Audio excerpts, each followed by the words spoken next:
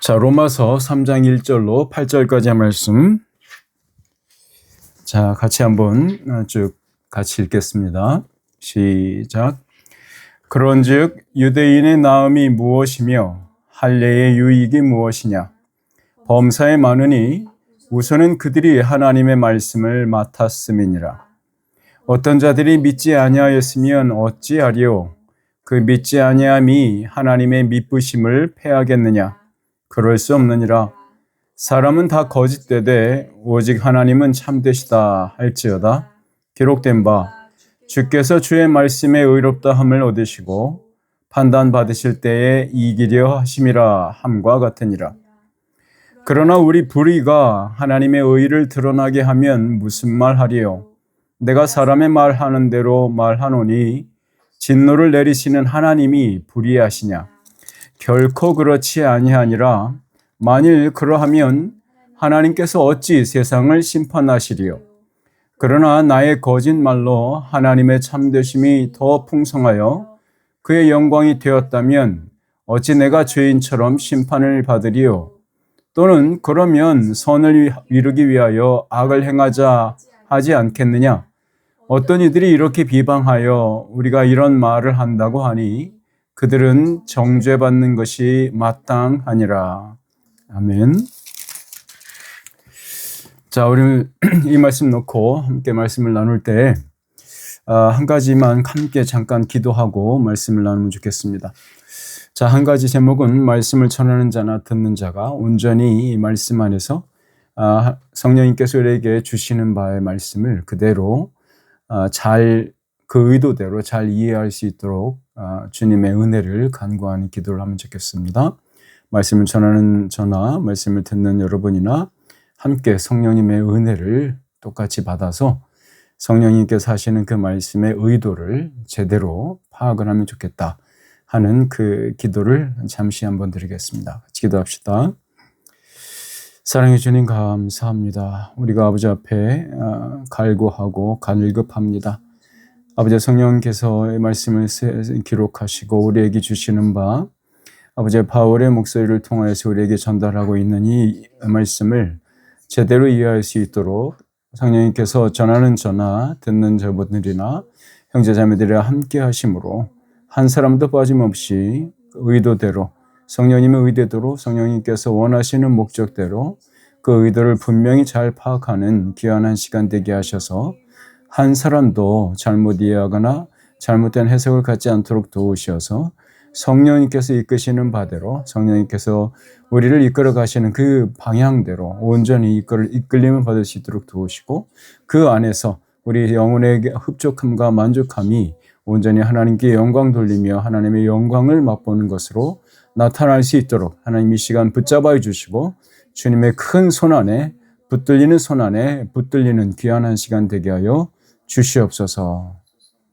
이 모든 말씀을 예수님의 이름으로 기도드리옵나이다. 아멘. 자, 우리 로마서 3장 1절로 8절까지 말씀인데요. 오늘 말씀을 나눌 때 제목을 이렇게 정해봤습니다. 의로우신 하나님을 오해하는 인간의 불신실함. 예, 발음이 좀 어려운 것 같은데.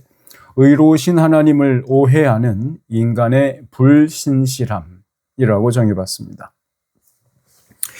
우리가 지난 시간에요 2장 후반부에서 나눴던 이야기를 잠깐 얘기를 해보면 성령으로 마음에 할례 받는 것, 즉 그리스도의 할례를 받은 자가 하나님의 진정한 이스라엘 백성이라는 것을 지난 시간에 함께 상고해 보았습니다.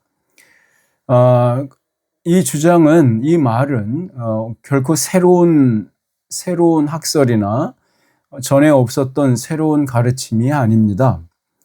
그러니까 이전에 없었던 새로운 주장이 아니다 이 말씀입니다.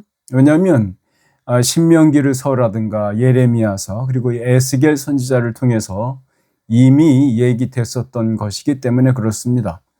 그러니까 구약 성경에 벌써 약속되어 있던 것이 약속된 대로 그대로 성취됐다는 것을 의미하는 거죠.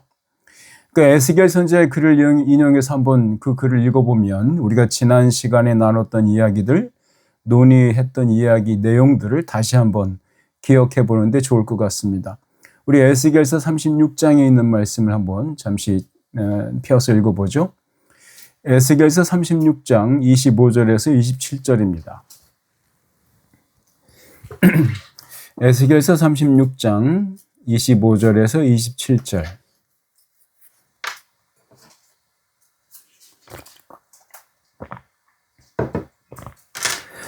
찾으셨죠? 같이 읽읍시다. 시작. 맑은 물을 너희에게 뿌려서 너희로 정결하게 하되 곧 너희 모든 더러운 것에서와 모든 우상 숭배에서 너희를 정결하게 할 것이며 또 새 영을 너희 속에 두고 새 마음을 너희에게 주되 너희 육신에게서 굳은 마음을 제거하고 부드러운 마음을 줄 것이며 또 새 영을 너희에게 주어 너희로 내 율례를 행하게 하리니 너희가 내 규례를 지켜 행할지라. 아멘. 자, 우리 그 2장 맨 마지막 절에 이렇게 써 있죠. 오직 이면적 유대인이 유대인이며 할례는 마음에 할지니 영에 있고 율법 조문에 있지 아니한 것이라. 그 칭찬이 사람에게서가 아니요 다만 하나님에게서니라 라는 말씀으로 기록된 거 보셨어요.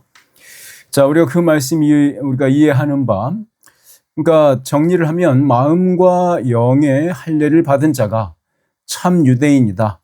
그 사람을 이면적 유대인이다 이렇게 부른다는 거죠. 그러니까 표면적 유대인의 할례는, 그런 육신에 있는 할례는 하나님의 마음에 기뻐하는 것이 아니다 하는 것, 그것을 분명히 말해주고 있죠. 자, 그렇다면 여기서 우리는 이렇게 질문해 봐야 합니다. 자, 유대인들은 진짜로 그러한 우선권 혹은 특권을 받은 적이 있는가라고요. 그러니까 다른 말로 말하면 마음과 영의 할례를 받을 수 있는 우선권, 그리고 그 특권이 실제로 유대인들에게 주어진 적이 있는가, 아니면 주어졌는가라는 질문이죠. 우리가 지난주에 공부한 것은요, 할례 문제뿐만 아니라 심판받는 것으로까지 그 내용이 확장되어 있었죠. 자, 그러니까 유대인으로서 이방인과 함께 혹은 이방인보다 나은 어떤 가산점도 없이 심판받을 것이라는 내용을 기억하시죠. 유대인이라고 해서 심판에서 제외되거나 면제받는 게 아니라 율법을 받지 못했던 이방인이 심판받는 것처럼 유대인도, 율법을 받은 유대인도 똑같이 심판에 선다 이 얘기입니다. 그러니까 유대인이라고 해서 심판에서 면제받지 않는다. 똑같이 심판 앞에 서야 된다. 하나님 앞에 선다 이 얘기죠. 자, 그러니까 거기에는 가산점이 없었다 이 말이죠. 그러니까 베네핏이 없었어요. 유대인으로서 갖는 특별한 권, 우선권, 특별한 특권 같은 것, 이런 것이 없었다 이 얘기입니다. 자, 그러면 그게 다일까? 라고 하는 질문이죠. 그러니까 다시 말해서 그러한 특별한 차이가, 유대인과 이방인 사이에 차이가 없다면 도대체 하나님의 경륜에 있어서 굳이 유대인인 것이 이방인보다 나은 게 있기나 한 것인가? 라는 질문에 이르죠. 그렇죠? 그러니까 하나님의 경륜, 구원 경륜에 있어서 유대인이라고 하는 것, 유대인으로 태어난 것, 유대인으로 선택받는 것, 그것이 이방인으로 태어난 것보다 나은 점이 뭐가 있느냐, 어떤 것이 나은 것이 있느냐라는 질문을 하게 되는 거죠. 자, 그러니까 이 질문은 하나님이란 분은 뭐 하고 계시는가라는 질문과도 이어지죠. 그러니까 마치 이런 거죠. 율법과 할례를 툭 던져주고는 아무 상관도 혹은 아무 개입도 하지 않는 분인가? 라고 묻는 것과 같은 거예요. 결국 오늘 우리가 받는 본문 말씀은 하나님의 신실하심에 대한 도전적인 질문들을 다루고 있어요. 오늘 우리 이 본문 말씀을 통해서 우리는 이 질문들에 대한 성령님의 대답을 듣게 됩니다. 그러니까 바울 사도를 통해서 성령님께서 우리에게 가르치시는 것은요, 오늘을 사는 우리들에게 뭐라 하시는가 하는 겁니다. 이 부분에 대해서. 그러니까 오늘 본문 이야기는 어쩌면 불의한 인류의 불신실함과 여전히 씨름하고 계시는 신실하신 하나님을 우리에게 소개하고 있는 것 같습니다. 다시 말하면 인간은 여전히 불신실하고 불의해요. 그런데 그렇다고 해서 하나님께서 완전히 내버려 두거나 혹은 너 마음대로 해 하고 간섭하지 않고 계시는 것이 아니라 하나님께서 자신의 방법으로 씨름하고 계신다 이 말입니다. 그 씨름하고 계시는 신실하신 하나님을 우리한테 지금 보여주고 있다. 오늘 본문이 그겁니다. 그러니까 신실하신 하나님께서 여전히 우리를 돕고 계심을 재확인하는 시간이 되어야 하겠습니다. 우리 모두에게 이 은혜가 함께 여러분과 저에게 함께 공의 있기를 주님 이름으로 축원합니다. 아멘. 자, 우리 본문 첫 구절 3장 1절 말씀 볼까요? 이렇게 시작되죠. 그런즉 유대인의 나음이 무엇이며 할례의 유익이 무엇이냐. 그렇죠?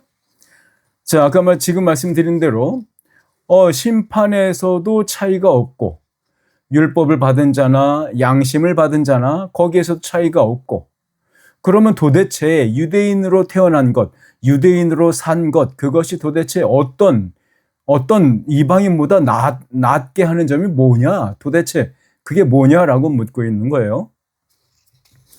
자, 그러면 3장 1절 그런즉 유대인의 나음이 무엇이며 할례의 유익이 무엇이냐라는 질문에서 먼저 우리가 여기서 생각해 봐야 될 것은 여기 나오는 유대인 1절이죠. 그리고 할례라는 용어가 선행 구절인 앞에 나와 있는 구절들과 비추어 보았을 때 이것을 어떻게 유대인을 해석하고 할례라는 용어를 이해해야 할까요?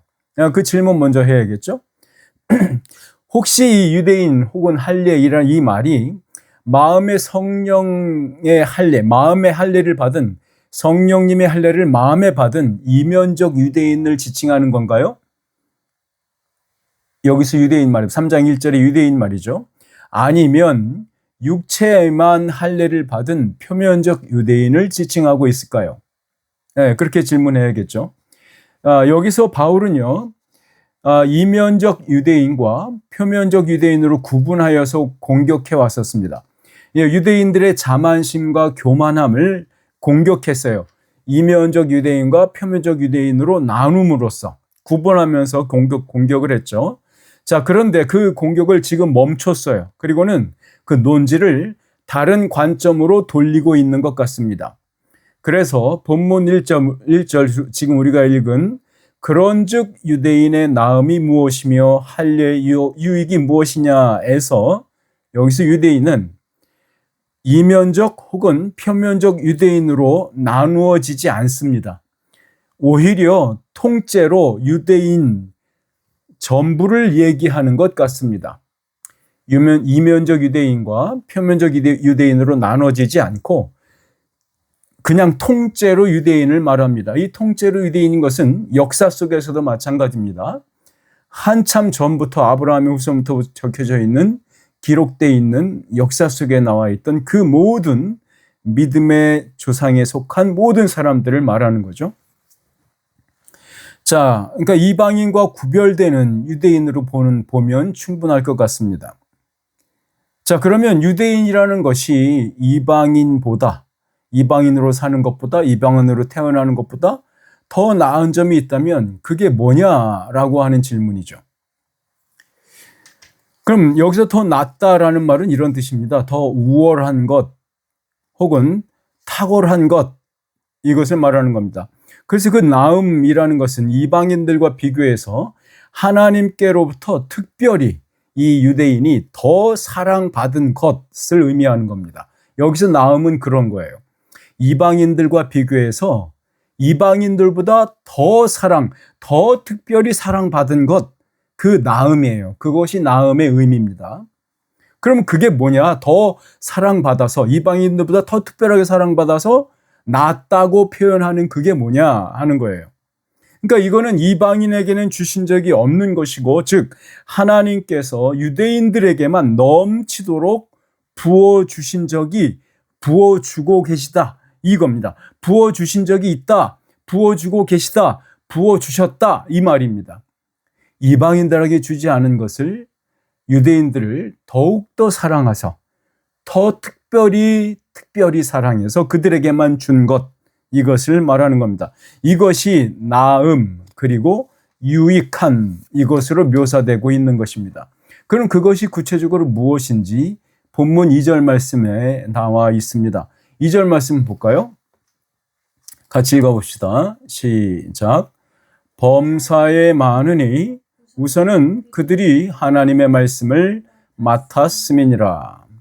자, 이 구절을 쉽게 풀이하면 유대인들이 하나님의 구원에 있어서 이방인들보다 훨씬 더 우선시 되고 그만큼 탁월한 지위를 받은 자들로 대접받는 일, 그것은 거의 모든 면에서 그 대접을 받고 있다 이런 얘기입니다. 맨 처음에 이렇게 시작하지 않습니까? 범사에 많으니, 그렇죠? 그러니까 엄청 많다는 거예요. 엄청 많다. 그런데 그 많은 것 중에 우선이 하나님의 말씀이다 이렇게 표현하고 있는 겁니다. 자, 여기서 범사로 표현된 것을 한번 생각해 볼 필요가 있습니다. 자, 그러니까 범사라고 표현된 이것은요, 아브라함의 자손으로 만드신 그 유대인을 선택하심, 유대인을 부르심, 그리고 그들을 사랑하시고 돌보아 오신 모든 하나님의 일, 하나님의 사건과 일상을 의미하는 겁니다. 하나님의 은혜와 사건이, 그 구원이 이스라엘 백성, 유대인에게 계속해서 부어졌던 그 일들, 그걸 사건이라 말하고 그것을 그들의 일상이라고 말할 수 있죠. 그러니까 그 모든 것들을 포함한 것, 그것이 범사에라고 표현된 거라고 보시면 됩니다. 그러니까 참으로 우리가 잊지 않아야 하는 것은 여기에서 뭐냐면 이 범사라는 단어가 뜻하는 것이 하나님의 은혜가 담기는 우리의 인생 전체를 의미하고 있다라는 것을 이해하셔야 합니다. 자, 유대인들에게 하나님께서 얼마나 더 낫고 유익한 것을 무엇을 주셨느냐라고 했을 때 범사에 많다라고 말하잖아요. 범사에 많다, 그 말은 유대인들의 시간과 공간 속에 하나님께서 그 은혜를 부어주심이 한도 끝도 없다, 시작도 끝도 없을 만큼 계속해서 부어주고 계시다. 범사에 많다라는 말입니다. 그것을 우리에게 적용해보면 그렇습니다. 우리의 인간, 우리의 시간과 우리가 지금 사는 공간과 시간 속에 있는 우리의 삶, 우리의 사건, 우리가 경험하는 사건들이라고 볼 수도 있어요. 우리의 경험들, 우리의 체험들, 이 모든 일들 속에, 우리의 일상 속에 어떨 때는 사건으로, 어떤 때는 은혜로 우리에게, 범사에 우리에게 가장 좋은 것으로 우리를 여전히 돌보시고 계시다 하는 것으로 이해하시면 됩니다. 그것이 범사의 의미입니다. 자, 그러니까 유대인으로서 살아온 모든 순간과 공간 속에 단 한순간도 하나님 스스로 그들에 대해서 신실해야 하는 것, 신실하게 행하셔야 하는 그 모든 하나님 자신의 의무를 한 번도, 한순간도 저버리신 적이 없다는 말이 범사입니다. 그런데 그 풍성한 은혜 중에서 하나님께서 너무도 특별하게, 너무도 중요한 것을 유대인 백성들에게 맡겨놓은 것이 있다고 분명히 말하고 있죠. 그것은 자신의 말씀을 그들에게 맡겨놓았다, 이렇게 말하고 있습니다. 여러분 아시겠지만 하나님의 말씀을 맡겨놨다는 것은요, 단순히 이거 킵하고 있어라, 아주 주머니 속에 갖고 있어라, 이 얘기가 아니죠. 전승을 하는 것입니다. 그리고 그것을 가르치는 것이고 그것을 전파하는 겁니다. 전파, 전승, 가르침, 이거 모든 것들을 포함한 것이 맡겨놓았다 이겁니다. 그러니까 이스라엘 유대인 백성에게 특별한 것을 맡겨놓았는데 그 특별한 것이 그 범사에 사랑하시는 하나님의 은혜와 넓으신 인자하심을 대표하는 겁니다. 대표적으로 그 안에 다 담긴 거예요. 그것을 열 때마다 하나님의 말씀이죠. 하나님의 말씀을 열어 젖힐 때마다 유대인들은 무엇을 느껴야 했습니까? 하나님의 은혜를, 하나님의 돌보심을, 하나님의 사랑을 반드시 느낄 수밖에 없다라는 겁니다. 왜냐하면 그 특별한 것은 범사에 하나님께서 돌보시는 그 은혜와 사랑을 다시 기억나게 하고 다시 재확인하고 정체성을 확인하게 하는 것이 그들에게 주신 말씀이기 때문에 그렇습니다. 자, 이방인들에게는 없는 하나님의 말씀을 유대인들에게 맡겨놓았다는 것. 그것은 먼저 하나님의 구원을 알려주어서 그들로 하여금 믿을 수 있게 하셨다라는 의미입니다. 그들로 하여금 먼저 믿을 수 있는 믿음의 자손, 믿음으로 들어올 수 있게 했다, 이 말입니다. 즉 하나님께서 이스라엘 백성에게만 언약을 주셨고 유대인들이 자기들이 서원한 서약한 그 약속에서 벗어나지 않기를 하나님은 원하셨던 거죠. 우리 3절과 4절 말씀을 볼까요? 이렇게 써 있습니다. 3절 4절 같이 읽습니다. 시작. 어떤 자들이 믿지 아니하였으면 어찌하리요? 그 믿지 아니함이 하나님의 미쁘심을 패하겠느냐? 그럴 수 없느니라. 사람은 다 거짓되되 오직 하나님은 참되시다 할지어다. 자, 그런데 만약에 이 말은 이겁니다. 만약에 그 약속을 받은 유대인 중 몇이 하나님을 믿지 않는 불순종의 행위로 언약을 깨버린다면 그것은 하나님이 그것으로 말미암아 하나님께서 신실하지 않은 분이라는 증거가 되느냐 이 말입니다. 그렇게 자문하는 거예요. 그러니까 믿지 않음을 불순종함으로 믿지 않았어.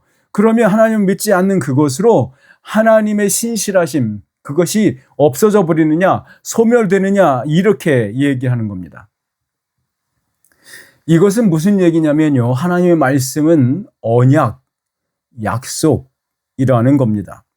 그러니까 그럴 수 없느니라 라고 그 다음에 나오는데요. 바로 그 얘기는 뭐냐면 하나님과 이스라엘의 언약 관계는 그 중에 몇 사람이 믿지 않는다고 해서 무효화되지 않는다 이 말입니다. 하나님께서 이스라엘 백성과 언약을 맺었잖아요. 그 언약을 맺은 당사자, 대상자죠. 한쪽은 하나님이시고 다른 한쪽은 이스라엘 백성이란 말이죠. 근데 이스라엘 백성이 하나님의 불순종하고 믿지 않았어요.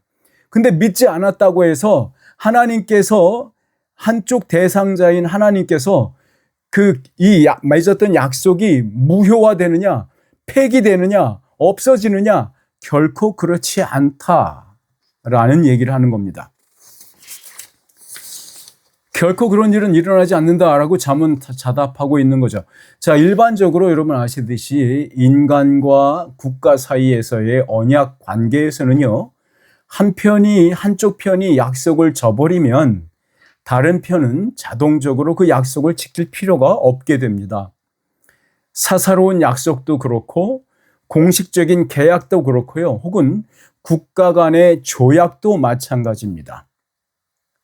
그런데 하나님께서 이스라엘과 맺은 약속, 또 그 이스라엘을 통해서 온 인류에게 주시고자 했던 하나님의 약속은 그럼에도 불구하고 여전히 그 신실하심을 유지하시고 계신다는 겁니다.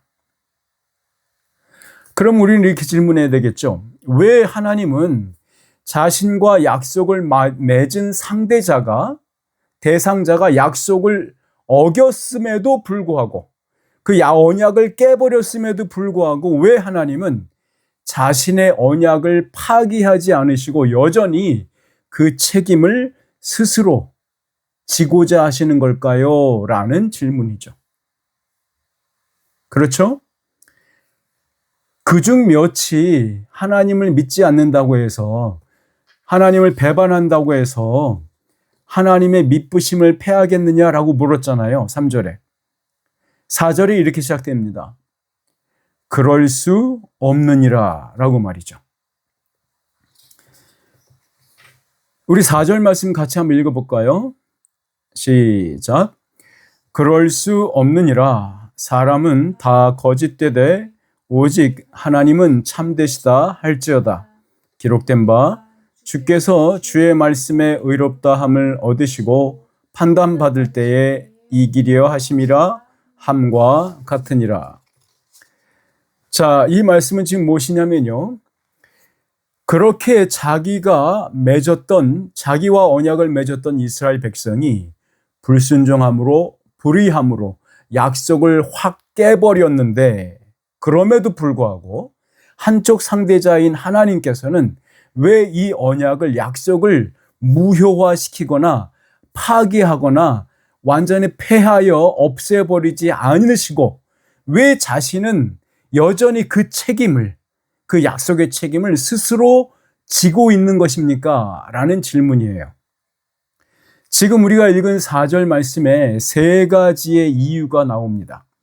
왜 하나님은 그 약속을 파기하지 않고 없는 셈 쳐버리지 않고 여전히 그 약속을 여전히 스스로 책임을 스스로 지고자 하시는 걸까요? 라는 질문에 세 가지의 이유를 대고 있습니다.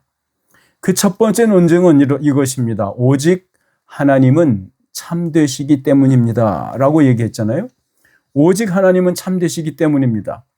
즉 약속하신 것을 바꾸지 않는 신실한 분이시기 때문이다 라고 얘기하는 겁니다.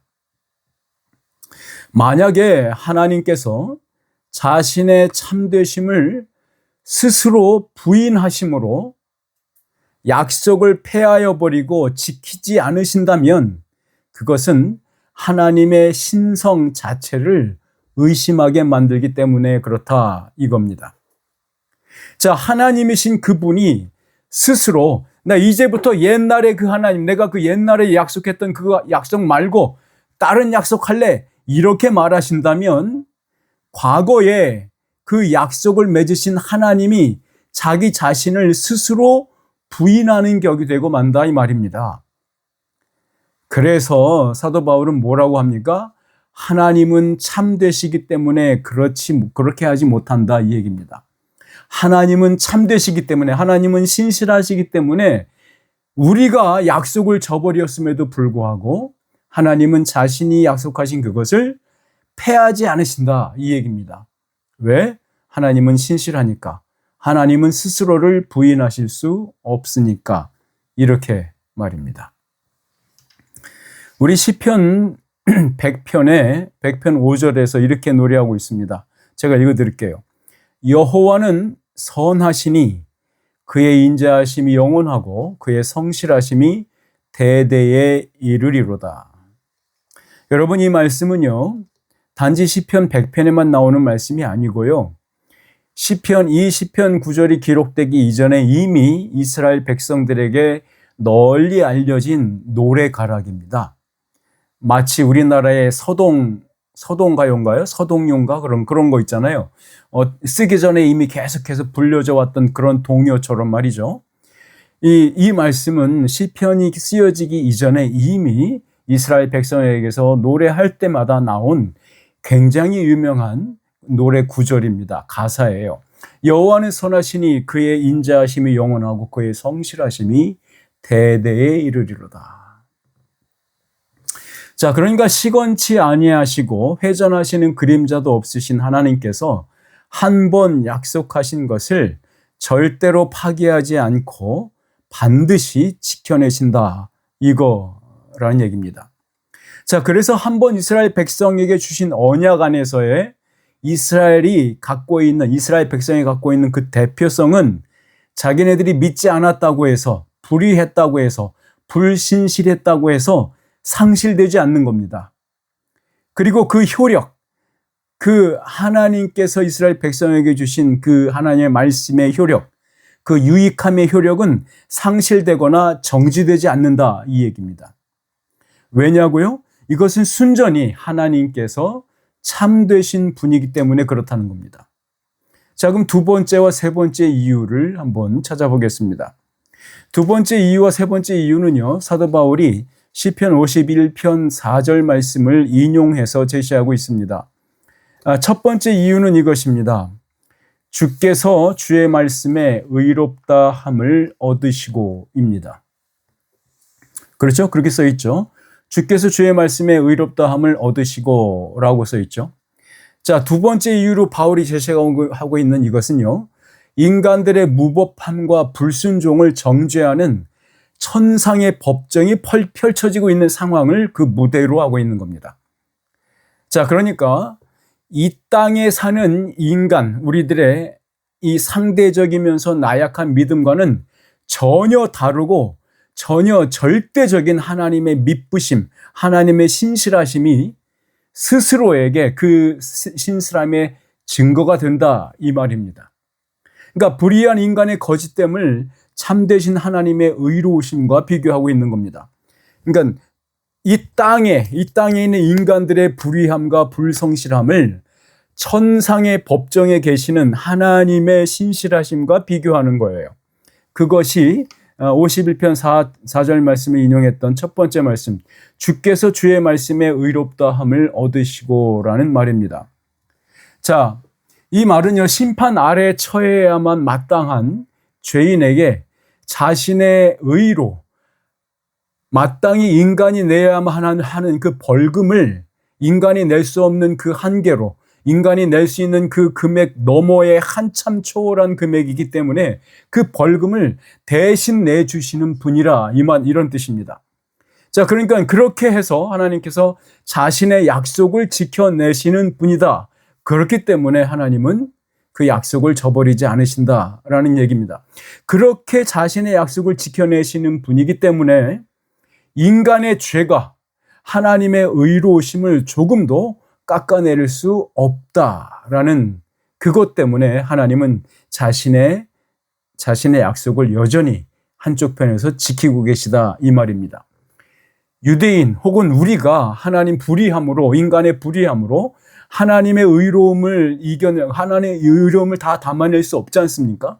하나님의 의로우심은 우리 인간의 죄성, 이 죄악됨 앞에는 정말로 비교할 수 없는 거 아닙니까? 그런데 그럼에도 불구하고 인간이 아무리 죄악되고 불의하다 할지라도 그것이 하나님의 의로우심을 하나도 훼손시키지 못한다, 이 얘기입니다. 자, 이해하셨죠? 인간의 죄악이, 나의 죄가 하나님의 의로움을 훼손시키거나 회방 놓지 못한다, 이 얘기입니다. 그래서 하나님은 우리를 대신하여서 자기 온전히 혼자 스스로 이 약속을 지켜나가고 있다, 이 말입니다. 자, 세 번째 이유, 어떻게 하나님께서는 그렇게 하실 수 있는가? 세 번째 이유는 이것입니다. 뭐라고 써 있습니까? 판단받으실 때에 이기려 하심이라, 이렇게 기록되어 있죠. 여기서 판단받는다라는 말은 수동태로 쓰여 있다고 해서 여러분 오해하시면 안 됩니다. 하나님께서 마치 어떤 누군가의 판단을 필요로 하는 것으로 이해해서는 안 되겠죠. 즉, 죄인된 인간이 하나님을 판단한다든지 하나님이 인간을 판단한다든지 간에 어쨌든 하나님의 판단은 굽어지지 않는다. 하나님의 판단은 의롭다라는 것, 거기에 이 기본을 두고 있다는 말로 이해하시면 되겠습니다. 그러니까 바울의 시편 인용 구절을 우리가 앞에 51편 4절을 보면요, 여러분이 갖고 있는 성경을 보시면 지금 인용된 구절과 약간 차이가 있어요. 차이를 보이는 이유가 있는데, 먼저 그 51편 4절을 한번 볼까요? 시편 51편 4절을 한번 보시면 이해가 될 겁니다. 시편 51편은요, 회개 혹은 용서에 관해서 공부하거나 말씀을 나눌 때 가장 많이 사용되는 시편이 51편 시편인데요. 여기에서 4절 말씀을 보시죠. 4절 말씀을 같이 한번 읽어볼게요. 시작. 내가 주께만 범죄하여 주의 목전에 악을 행하였사오니 주께서 말씀하실 때에 의로우시다 하고 주께서 심판하실 때에 순전하시다 하리이다.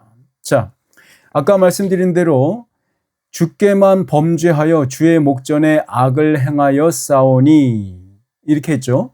그러면서 주께서 말씀하실 때에 의로우시다 했잖아요. 지금 설명드린 것을 기억해 보세요. 이겁니다. 내가 아무리 죄를 진다고 해서 내가 내 죄가 진홍처럼 너무도 붉다고 해도 그것이 하나님의 의로우심을 하나도 깨트리거나 하나도 회파하지 못한다, 이 얘기입니다. 하나님 스스로 의로우신 분이라 나의 불의함이 하나님의 의로움을 깨버리지 못한다, 이 얘기입니다. 그 말씀이 지금 읽은 이 말 아니에요? 내가 주께만 범죄하여 주의 목전에 악을 행하였사오니 라고 해놓고 주께서 말씀하실 때에 의로우시다 하고 이렇게 하잖아요. 내가 아무리 불의해서 죄가 많다 해도 그것이 하나님께서 나를 의롭다 부르시는데 아무 걸림돌이 안 된다, 이 말입니다. 하나님의 의가 나에게 전가되는 데 있어서 아무런 걸림돌이 안 된다, 이 말입니다. 어쨌거나 우리 51편 4절을 지금 읽어보시니까 우리 그 사도 바울이 인용한 것과 약간 차이가 나잖아요. 이렇게 써 있죠. 주께서 주의 말씀에 의롭다 함을 얻으시고 판단받으실 때에 이기려 하심이라, 이렇게 써 있죠.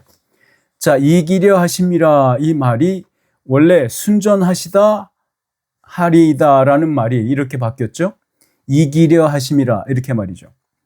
자, 여기서 이 달라지는 부분은 왜 달라지냐면요. 첫 번째로 사도 바울이 마소라 텍스트, 그러니까 히브리 성경을 그대로 번역한 마소라 텍스트가 아니고 70인경을 참조하기 때문에 그렇습니다.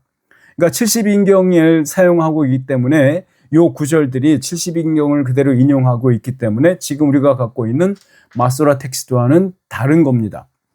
두 번째로 왜 다르냐면 바울은 이 70인여 개의 시편 구절을 현재 시제, 지금 현재 완료 시제로 바꾸는 게 아니라, 그대로 있는 게 아니라 미래 시제로 바꾸어 놓기 때문에 순전하시다 하리이다, 순전하시다 하리이다, 이 말을 이기려 하심이다, 이렇게 바꿔 놓은 거예요. 그렇게 바꿔서 인용한 겁니다. 아마도 바울은 종말의 심판을 이야기하기 위해서 그렇게 인용을 자유롭게 한 것 같습니다. 자, 그러니까 마지막 심판의 자리에서 죄인을 의롭다 하심으로 하셨을 때 그 재판이 잘못된 것이다 라고 누구에게도 그런 판단을 받지 않으실 것이다. 바로 그 때문에 하나님의 심판은 의로우시다, 이 얘기입니다. 자, 그러니까 첫 번째 것은 무엇이었습니까? 우리의 죄가 아무리 죄악이 많다고 해도 그것이 하나님의 의를 아무것도 하나도 깨트리지 못한다. 그것 때문에 하나님은 여전히 우리가 분명히 약속을 저버렸음에도, 이스라엘 백성이 약속을 저버렸음에도 하나님은 자신의 의무를 여전히 다하고 계신다라고, 꼭 붙잡고 계신다라고 하는 그 이유를 얘기했죠. 세 번째 건 이겁니다. 심판입니다. 그 심판 때 하나님께서 우리를 의롭다 부르시는 그 심판이 전혀 잘못된 것이 아니기 때문에 하나님은 그 심판을 그대로 이끌어 가신다. 그 심판을 그대로 우리에게 미래에 우리에게 주실 것이다 하는 말로 사도 바울은 정리하고 있다, 이 말입니다. 그러니까 누구에게도 판단받지 않습니다. 하나님의 심판은, 하나님의 재판은. 왜냐하면 의로우시기 때문에 그렇습니다. 왜 의로우시냐고요? 우리의 죄악이 아무리 진홍빛처럼 붉다 하더라도 그 우리의 붉음이 하나님의 의로움의 하얀색을, 온전한 빛을 아무것도, 어떤 흠도 내지 못한다. 바로 그것 때문에 그렇다, 이 얘기입니다. 자, 여기서 뭐라고 말하냐면, 여기서 고린도 후서 4장에 있는 말씀을 보시면 그것이 좀 분명해집니다. 우리 고린도 후서 4장 14절 말씀 한번 펴보시죠. 자, 이 말씀은 우리가 하나님의 심판의 자리에 서는 날, 하나님은 자신의 아들이신 예수 그리스도를 우리와 함께 피고석에 서 있게 하실 것이다, 이렇게 약속을 분명히 해주셨어요. 바로 그 말씀 때문에 그 하나님이 바로 우리의 하나님이시기에 그 심판은 의로우시다, 이 얘기입니다. 우리 같이 한번 읽어볼까요? 고린도후서 4장 14절 말씀입니다. 시작. 주 예수를 다시 살리신 이가 예수와 함께 우리도 다시 살리사 너희와 함께 그 앞에 서게 하실 줄을 아노라. 자, 그렇죠? 그러니까 하나님의 이러한 성품, 즉 죄와 불의에 대한 자신의 모든 진노의 잔을 받아 마신 그 아들을 보고 자신의 의를 성취한 것에 대해서 흡족해 하셨던 것, 거기에서 하나님의 성품이 드러나고 있다. 바로 그 얘기입니다. 하나님의 성품은 의도, 사랑도 어떤 것도 저버릴 수 없습니다. 하나님은 반드시 의로워야 합니다. 의로우심은 반드시 진노하시고 반드시 심판하시는 분입니다. 어떤 불의함도 놔둘 수 없는 분, 그것이 하나님의 의로움입니다. 또 하나 하나님은 사랑이신데 그 사랑을 우리에게 부어주시기 위해서 그 진노가, 그 불의가, 그 의로움이 해결돼야 하는 거였습니다. 어떻게 해결됐습니까? 사랑하시는 그분의 아드님이신 예수 그리스도께서 그 하나님의 의를, 하나님의 진노의 잔을 다 받아 마심으로 인해서 하나님은 그 의를, 자신의 의가 흡족하게 만족됐다, 이 얘기입니다. 바로 그것으로 인해서 하나님의 심판은 의로워진다, 이 말입니다. 그러니까 하나님의 구원 계획과 그 구원의 완성에까지 데려가고자 하시는 하나님의 그 열심과 의도 때문에 하나님 편에서 그 언약을 파기하는 일은 일어나지 않을 것이라는 겁니다. 자, 지금까지 논증한 이 세 가지 이유 때문에 하나님께서는 언약을 폐기 처분하지 아니하실 것이다, 그런 얘기입니다. 그럼 결국 인간이 이렇게도 말할 수 있다는 것인가요? 라고 하는 말로 5절과 8절까지의 말이 이어집니다. 자, 5절에서 8절까지에 나오는 그 후반부의 얘기는 뭐냐면요. 도대체 그렇다면 사람들이 이렇게 말하는 얘기입니다. 아주 어리석고 궤변과 같은 말도 안 되는 질문을 하고 있다, 이 말입니다. 그게 5절부터 8절까지의 내용이 바로 그거예요. 그게 뭐라고 말하냐면 5절에서 이렇게 괄호처럼 써놓고 있지 않습니까? 내가 사람의 말하는 대로 말하노니 라고 써 있죠. 바로 그 말이 이겁니다. 사람들이 그러면 아주 어리석고 궤변과 같은 질문들을 하고 있는데 바로 그 얘기예요. 그러면서 여러 가지 질문을, 세 가지의 질문을 내놓고 있어요. 먼저 5절 말씀을 보시죠. 5절 말씀 같이 읽어볼게요. 시작. 그러나 우리의 불의가 하나님의 의를 드러나게 하면 무슨 말 하리요? 내가 사람의 말 하는 대로 말하노니 진노를 내리시는 하나님이 불의하시냐? 자, 다른 말로 표현하면 이렇습니다. 만약에 인간의 불의함이 하나님의 의를 더 한층 더 드러나게 하는 원인을 제공한다면, 그렇죠? 인간이 불의한 것이 하나님의 의로움을 훨씬 더 드러나게 하고 영광스럽게 하고 빛이 반짝반짝하게 하는 거라면 인간이 뭘 잘못했다는 말입니까? 이 얘기예요. 오히려 잘하는 짓 아닌가요? 이렇게 묻는 거예요. 그러니까 내가 불의한 것이, 내가 죄 많은 것이 하나님의 의를 더욱더 드러나게 한다면 그렇다면 내 불의가 잘한 것 아니냐, 이 얘기예요. 그러니까 하나님은 인간이 죄인이라는 것 때문에 오히려 이익을 보고 계시는 거 아닌가요? 라고 묻는 거예요.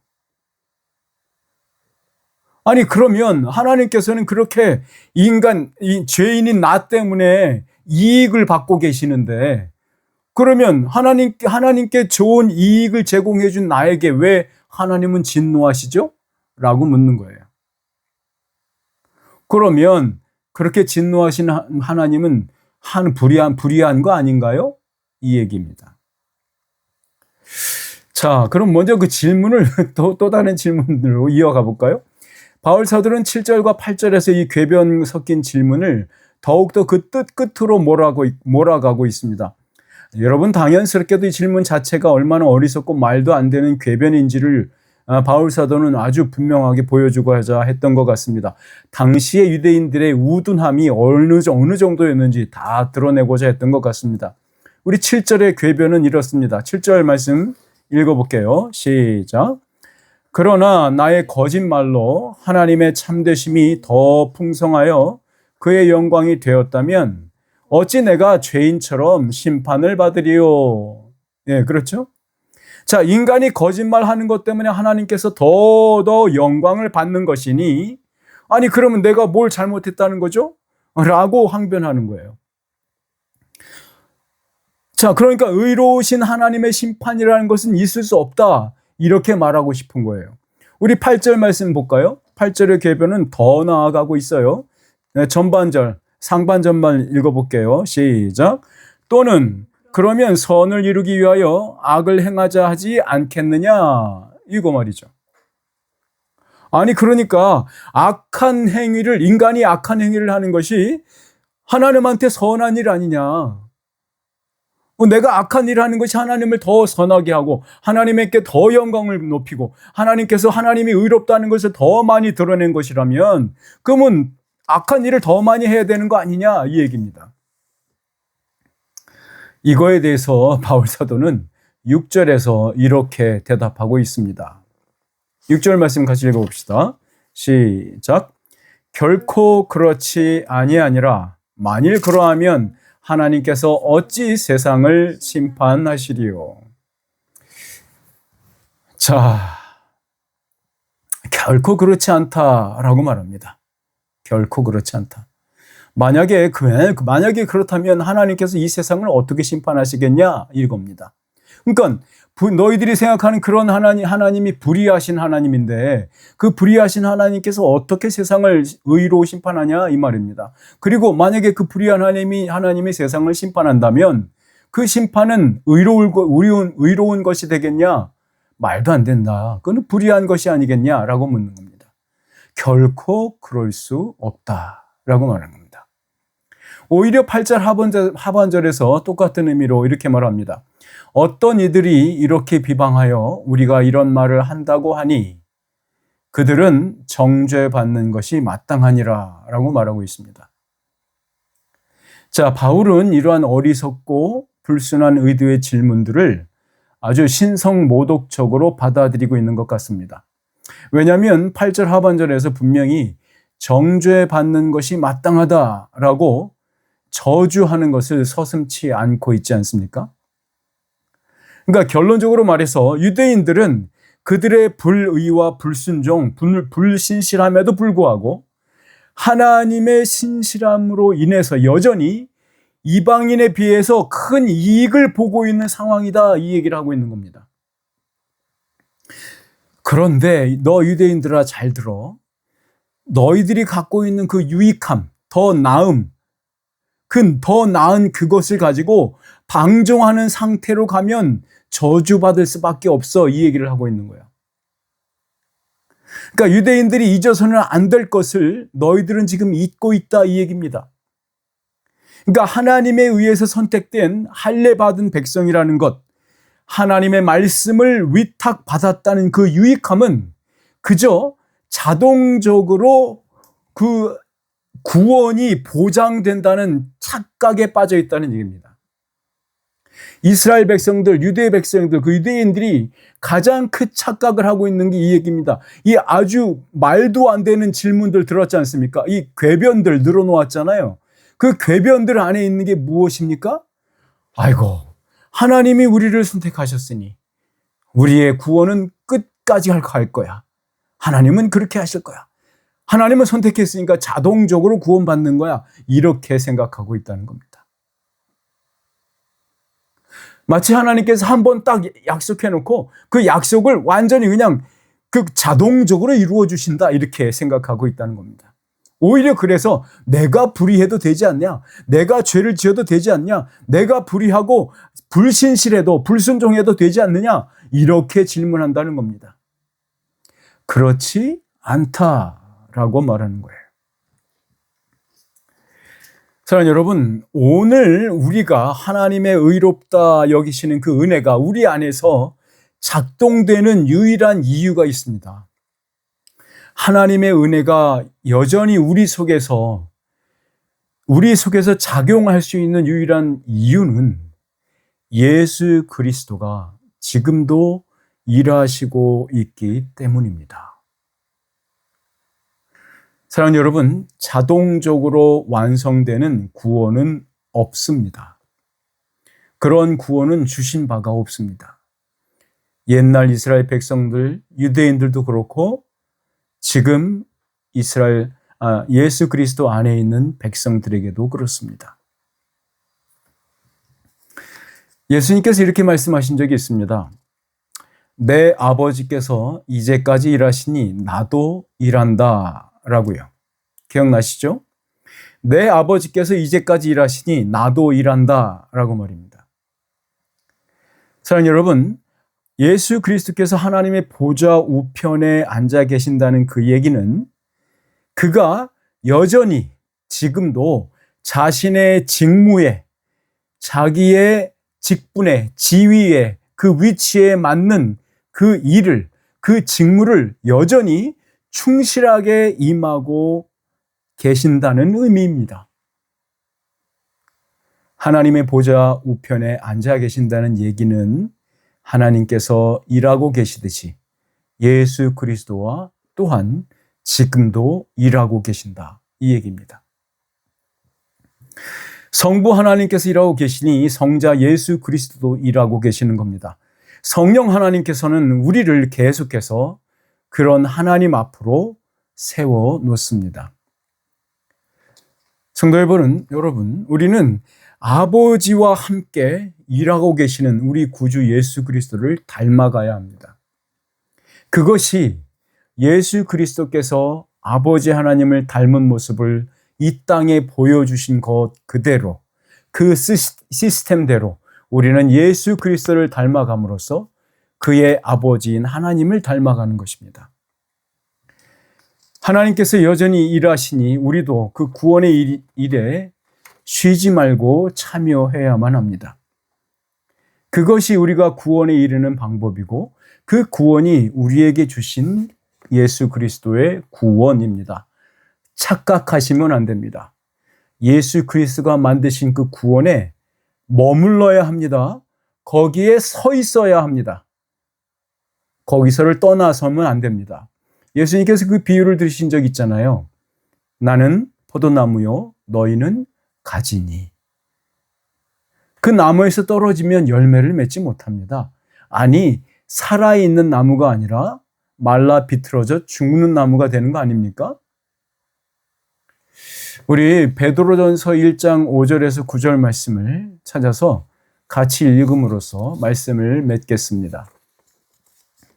베드로전서 1장 5절에서 9절 말씀입니다. 오늘 읽은 말씀을 기억하시면서 들은 이야기를 기억하면서 한번 우리의 영혼에 이 말씀이 박히기를 원하며 말씀을 받겠습니다. 1장 5절에서 9절입니다. 시작. 너희는 말세에 나타내기로 예비하신 구원을 얻기 위하여 믿음으로 말미암아 하나님의 능력으로 보호하심을 받았느니라. 그러므로 너희가 이제 여러 가지 시험으로 말미암아 잠깐 근심하게 되지 않을 수 없으나 오히려 크게 기뻐하는도다.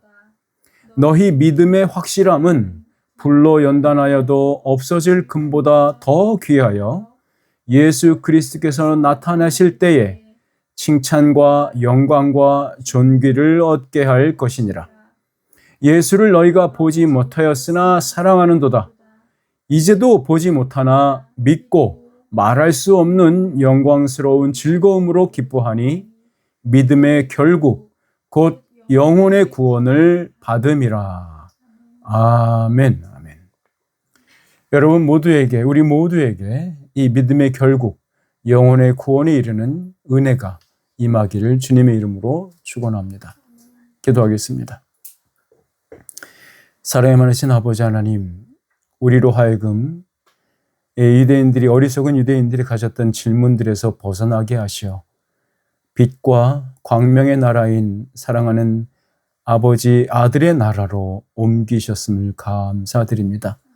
그곳에서 우리의 영혼이 맑아지고 우리의 마음은 물로 씻김을 받게 하셔 온전히 제대로 생각하게 하시고 제대로 하나님을 알게 하시고 제대로 믿게 하시니 또한 감사드립니다. 아버지 하나님, 오늘 말씀 통해서 우리에게 주신 그 구원은 자동적인 것도 아니고 기계적인 것도 아님을 말씀을 통해서 배웠습니다. 하나님, 우리가 그러한 기계적인 구원, 자동적인 구원관을 갖고 있다면 아버지 하나님, 우리가 그 착각에서 벗어날 수 있도록 우리의 마음을 깨트려 주시고 성령님께서 우리의 마음을 조명하셔서 새로운 빛으로 그 새 구원을 볼 수 있도록 그 시각을 열어 주시옵소서. 하나님, 감사하옵는 것은 우리로 하여금 온전한 빛으로 하나님의 구원을 보게 하시고 그 영광을 찬미케 하시며 다가올 심판에서도 하나님의 칭의와 기쁨과 그 구원을 약속받았음을 기뻐하며 오늘을 살게 하시니 참으로 감사드립니다. 이제는 우리 주 예수 그리스도의 은혜와 하나님 아버지의 크신 사랑과 성령 하나님의 교통하심과 충만하심이 이제 말씀을 통하여서 우리의 구원이 얼마나 하나님의 신실하심에 깃들어 있고 지탱되고 있는지 그 기쁨과 그 행복감으로 오늘도 열심히 주 예수 그리스도의 구원에 참여하며 그 기쁨에 동참하고자 하는 사랑하는 범잉엄 한인교회 형제 자매들 머리 위에 이제로부터 영원토록 함께 있을지어다. 아멘. 아멘. 감사합니다.